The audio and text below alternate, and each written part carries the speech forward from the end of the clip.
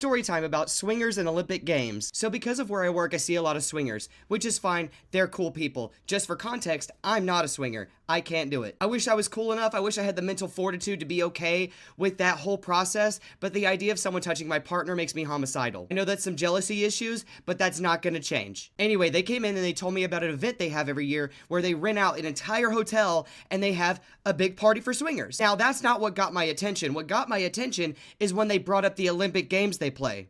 You now have my full attention. And to give you an idea of what kind of games they play, they have tug of war, and I'll let you use your imagination about how that works. They have target practice.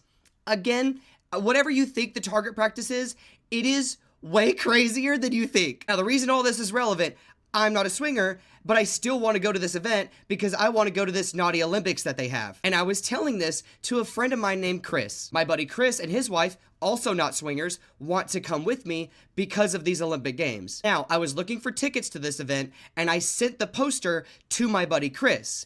Or so I thought, my buddy Chris. Turns out I did send it to my buddy Chris.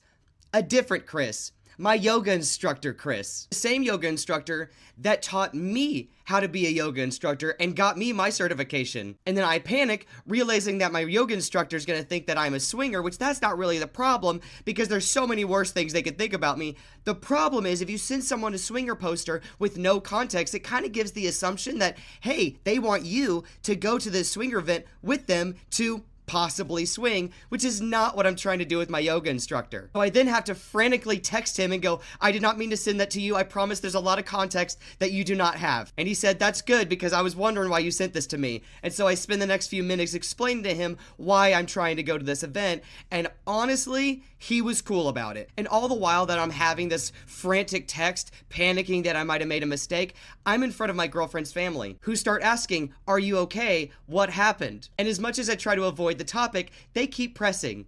So then I have to explain to my girlfriend's family why we're trying to go to a swinger event, while also trying to make sure we clarify that we are not swingers. And then they want explanations as to what the Olympic Games are and what specific events are they having. To say that was an interesting experience is putting it lightly. Anyway, I hope you guys enjoyed the funny story time.